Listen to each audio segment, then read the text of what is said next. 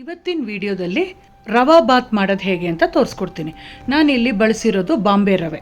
ನೀವು ಬನ್ಸಿ ರವೆಲೂ ಮಾಡ್ಕೋಬೋದು, ಬಾಂಬೆ ರವೆಲೂ ಮಾಡ್ಬೋದು. ಭಾಳ ಟೇಸ್ಟಿಯಾಗಿರುತ್ತೆ. ಬೆಳಗಿನ ಬ್ರೇಕ್ಫಾಸ್ಟ್ಗೆ ಎಲ್ಲರೂ ಇಷ್ಟಪಟ್ಟು ತಿನ್ನೋಂಥ ಒಂದು ರೆಸಿಪಿ. ಮಾಡೋದು ಹೇಗೆ ಅಂತ ನೋಡ್ಕೊಂಡು ನಾನಿಲ್ಲಿ 1 ಕಪ್ ರವೆನ ಚೆನ್ನಾಗಿ ಹೊಂಬಣ್ಣ ಬರೋವರೆಗೂ ಹುರಿತಾ ಇದ್ದೀನಿ.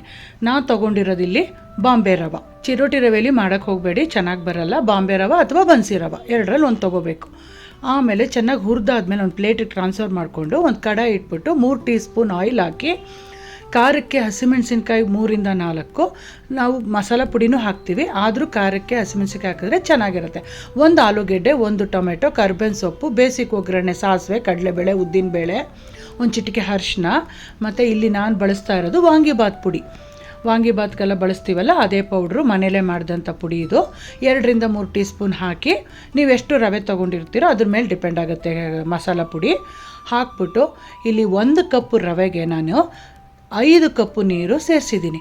ಆವಾಗಲೇ ಚೆನ್ನಾಗಿ ಲಿಕ್ವಿಡಾಗಿ ಬರೋದು, ತುಂಬ ಚೆನ್ನಾಗಿ ಬರುತ್ತೆ ರವೆ ಬೆಂದು. ತಿನ್ನಲಿಕ್ಕೆ ಬಾತು ತುಂಬ ಚೆನ್ನಾಗಿರುತ್ತೆ.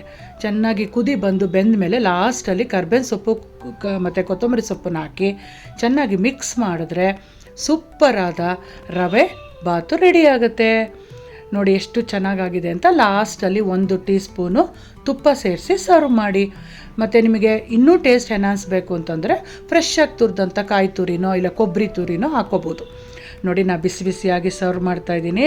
ನಮ್ಮ ಮನೇಲಿ ಬೆಳಗಿನ ಬ್ರೇಕ್ಫಾಸ್ಟ್ಗೆ ಇದನ್ನೇ ಮಾಡಿದ್ದು, ರವೆ ಬಾತು. ಎಲ್ಲರಿಗೂ ಇಷ್ಟ ಆಯಿತು. ನೀವು ಇದೇ ಥರ ಟ್ರೈ ಮಾಡಿ, ಖಂಡಿತ ನಿಮಗೂ ಇಷ್ಟ ಆಗುತ್ತೆ. ಕಮೆಂಟಲ್ಲಿ ಹೇಳಿ ಹೇಗೆ ಬಂತು ಅಂತ. ಬಾಯ್.